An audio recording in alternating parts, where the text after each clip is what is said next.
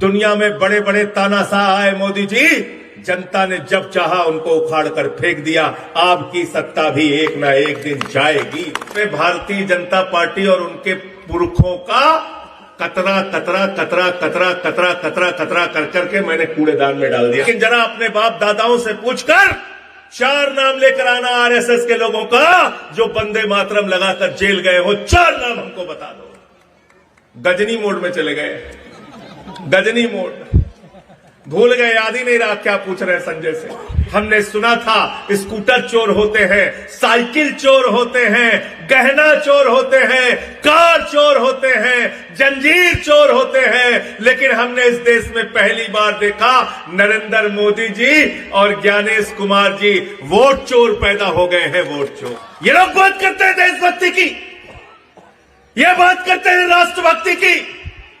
अरे ये देश आजाद हुआ जब शहीद आजम भगत सिंह ने फांसी के फंदे को चूमा। यह देश आजाद हुआ जब शहीद सुखदेव और राजगुरु ने फांसी के फंदे को चूमा।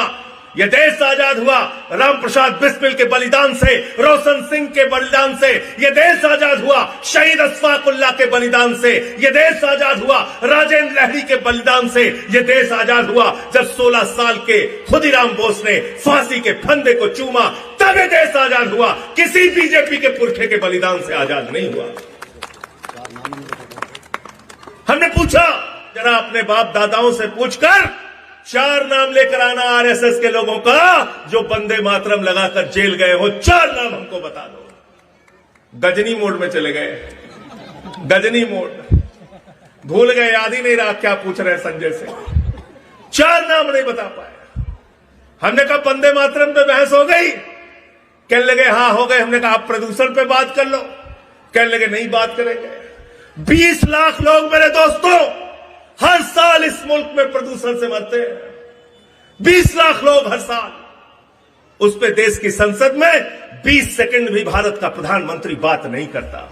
लेकिन मैं भारत के प्रधानमंत्री से कहना चाहता हूं, दुनिया में बड़े बड़े तानाशाह आए मोदी जी, जनता ने जब चाहा उनको उखाड़ कर फेंक दिया। आपकी सत्ता भी एक ना एक दिन जाएगी।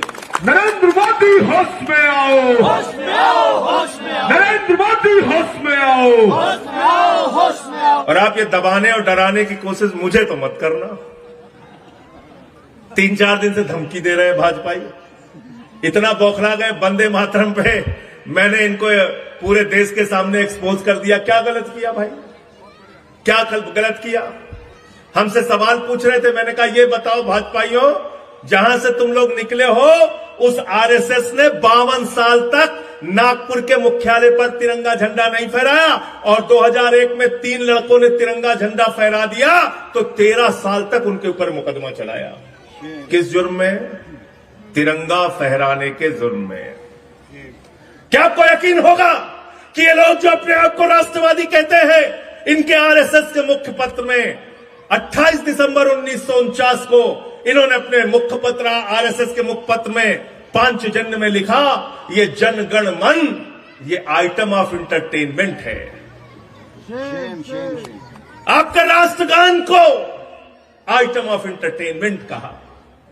आपको मालूम है कौन लोग हैं जिन्होंने मुस्लिम लीग के साथ सरकारें बनाई? ये वो लोग हैं जिन्होंने भारत छोड़ो आंदोलन में देश के साथ गद्दारी की। श्यामा प्रसाद मुखर्जी जो जनसंघ के पहले राष्ट्रीय अध्यक्ष थे, उन्होंने चिट्ठी लिखा था अंग्रेज गवर्नर को कि भारत छोड़ो आंदोलन को कुचल देना चाहिए। ये लोग हमसे देशभक्ति की बात करेंगे, ये हमसे तिरंगे की बात करेंगे, ये हमसे सबूत की बात करेंगे। आओ खड़े हो जाओ, जिस भी चौराहे पे खड़ा होना है। आम आदमी पार्टी का एक एक कार्यकर्ता तुम्हारे पुरखों से ज्यादा देशभक्त रहा है, रहेगा और मरते दम तक रहेगा। अभी बौखला गए।